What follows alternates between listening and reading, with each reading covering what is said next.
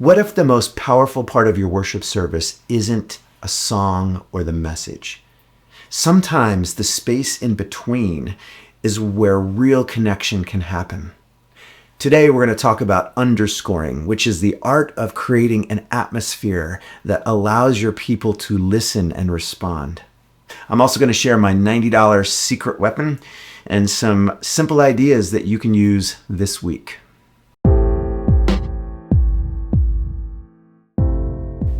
But first, side note, I'm going to go to camera 2, side camera here. It's actually the same camera. I don't have another camera, but we're going to pretend. So before I get into underscoring, I do want to say that I believe that silence is a really underestimated part of worship.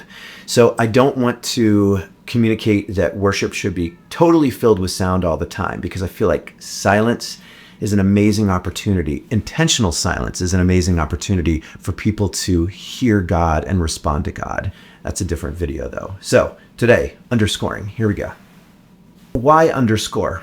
Underscoring is not just about playing in the background. It's about intentionally connecting moments to allow people to stay engaged with the worship flow. Underscoring can support pastoral prayers, can support scripture, and can really add this emotional level that pads the weight of the words that are being spoken. The golden rule of underscoring is subtlety.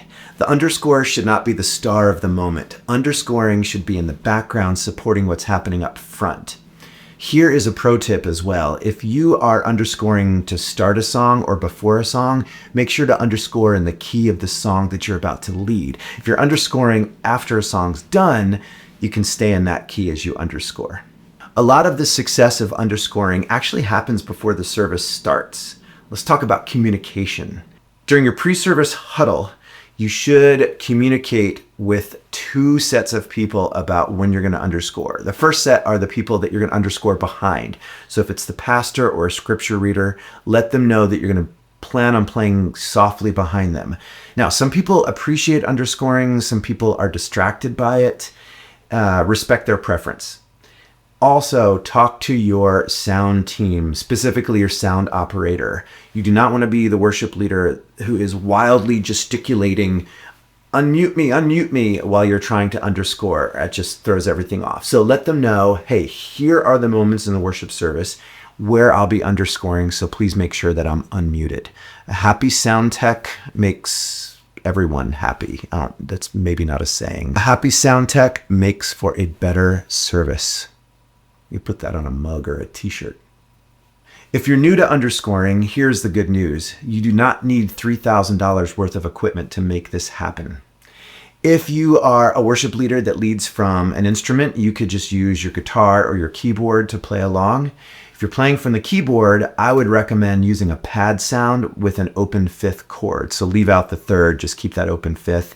If you work with a keyboardist who's in your band, you could ask them to keep that open 5th while you just pluck along on the guitar. If you are looking at upping your underscore game by investing in some gear and some apps, first, here is my $90 secret weapon.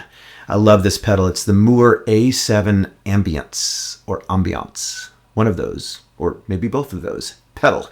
When I lead from guitar, I plug this in. I've got it set on number 6, which is shimmer, and it follows along with the chords that I'm playing on the guitar and sets this lush pad. Pretty amazing. Another tool that I love to use sometimes is on the Prime app from Loop Community. It's the Prime Pads Iceland, it's called. And I set it in the key that I need it to pad in, and it is almost 11 minutes of pad. So that's plenty of pad for you.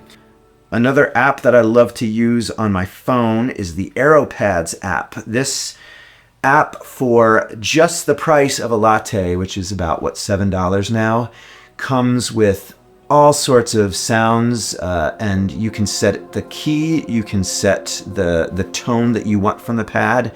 You can also get some new sound packs. This has come in handy so many times. Super simple. You don't need a whole computer. Love AeroPads. If you've never underscored, give it a shot this week. Just keep it simple. Pick one moment from your service, possibly the post-message prayer or a scripture reading or a song transition, and then set it up. Talk to your team, set your gear, practice it ahead of time, and then see what happens. I guarantee it's going to change the weight of that moment for your people. Let me know how it goes. Also, if you have any other ideas about underscoring that I didn't cover here, I would love to hear what you have to say and borrow those for my own leading. So leave that down here. And if you want more simple worship ideas that you can use that Sunday, go ahead and subscribe. Thanks for sharing time with me.